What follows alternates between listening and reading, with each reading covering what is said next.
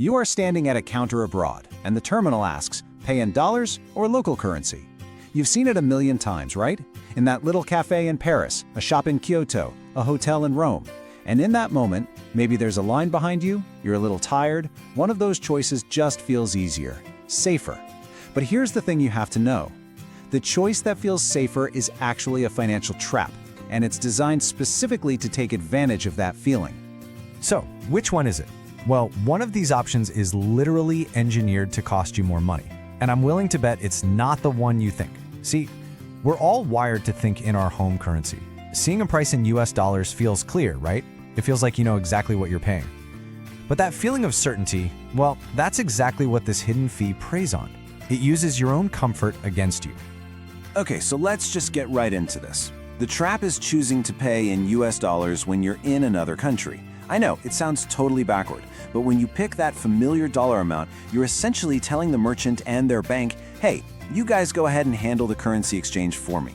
And trust me, they are more than happy to do that, because they make a nice profit on it, a profit that comes straight from your wallet. And we are not talking about pocket change here. This one little choice can inflate the cost of your purchase by as much as 10%. Just think about that for a second. That's a 10% surcharge on every meal, every hotel stay, every single thing you buy. If you spend, say, $2,000 on a vacation, that could be $200 extra in fees you just didn't have to pay. That's another fantastic dinner out, or a tour you wanted to take, or just money that stays right where it belongs, in your bank account. So in this explainer, we're going to break it all down. We'll look at the trap itself, the psychology that makes it work so well, and exactly how they're charging you. Then we'll get practical. 3 simple steps to save money, the incredible power of just one single rule, and we'll finish up with a little reminder you can take with you on your next adventure. So let's start with the trap. You know, this isn't some accident or a glitch in the system. It is a very deliberate system, and it has a name, Dynamic Currency Conversion, or DCC. And I promise you, once you know what it is, you are going to start seeing it everywhere. So what in the world is dynamic currency conversion? Well, on the surface, it's pitched as a service. It converts the price from, say, euros or pesos into US dollars for you, right there at the checkout counter. But here's the catch, and it's a big one. When you accept this service, you give the merchant's bank total control to basically invent its own exchange rate. It completely cuts out the fair wholesale rate that your own bank or credit card, like Visa or MasterCard, would have given you. And the whole system works because it taps into a very human, very predictable quirk in our psychology. Think about it. When you're in a new place, you might be a little jet-lagged, maybe trying to navigate a language you don't speak. Your brain is just looking for something, anything that's familiar. And the people who design this system, oh, they know that. They're counting on it. It's a real thing. It's called the familiarity bias. We see that US dollar amount on the screen, and our brain just goes, phew, okay, I know that number. I get what this costs. We choose it because it gets rid of the mental guesswork. But that little moment of relief comes with a very real and very hidden price tag. The unfamiliar option, paying in the local currency, is almost always the better deal. Now, let's actually look at the numbers so you can see just how big of a deal this is. The difference between the rate you should get and the rate they give you, it's not small. It can be pretty staggering, actually. This chart really says it all. See that low bar on the left? That's the fair wholesale exchange rate that your Visa or MasterCard uses. It's super close to the official rate you'd see on the news. Now, look at that much, much higher bar on the right. That's the rate from the DCC provider. And that massive gap between them, that's pure profit for them and a direct loss for you. It's a convenience fee that you were never really told you were paying. This is why so many financial experts call DCC a silent tax on travelers. And you know what? It's a completely voluntary tax that you do not have to pay. This becomes so important for anyone on a fixed income or a retirement budget. When you've carefully planned your trip, these little fees over and over can just quietly eat away at your savings, turning a well-budgeted trip into a surprisingly expensive one. Okay, so the main thing to understand is that when you're standing at that payment terminal, you're at a fork in the road. Your money can go down one of 2 paths. One path is fair, it's transparent. The other, well, it's a trap designed to take an extra piece of your money. So let's break down these 2 paths crystal clear.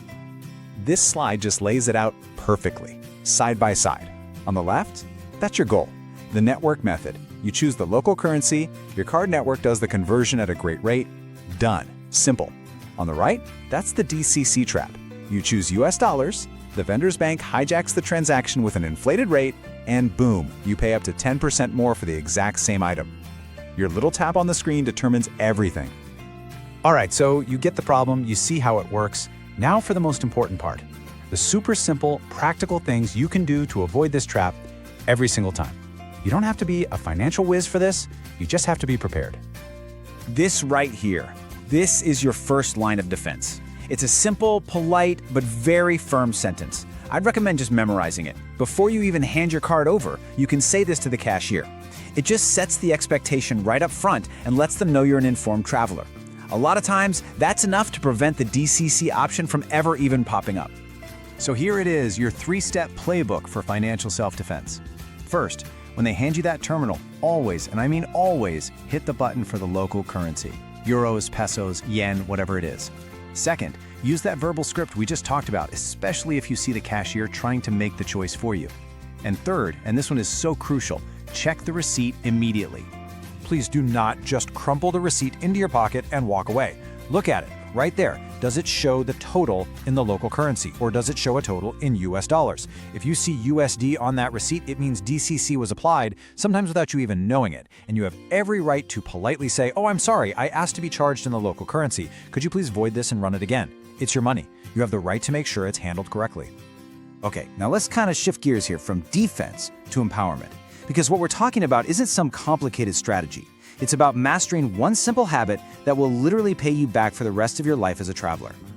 The real beauty of this is just how simple it is. At that moment of payment, it's a binary choice: local currency or home currency. That's it.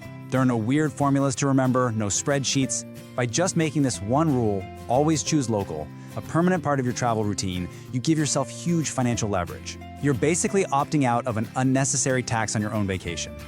And the long-term benefits of this are they're profound. Every single time you do this, you're actively protecting the retirement budget you worked so hard for. You're making every dollar go further.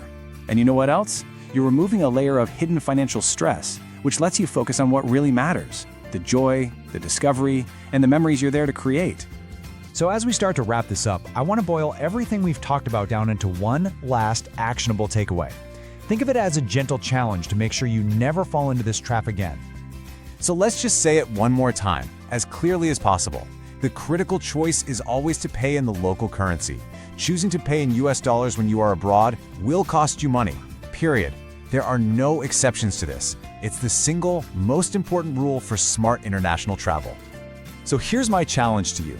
Before your next trip, grab a little piece of paper, a business card, whatever, and write 4 simple words on it. Always choose local currency. Then, stick that card right next to your credit card in your travel wallet. It'll be a little physical reminder from yourself right at that critical moment to help you fight off that powerful urge to choose what's familiar. In the end, just remember that the choice to pay in US dollars abroad isn't really a service, it's a fee that costs you an avoidable 3 to 10% every single time.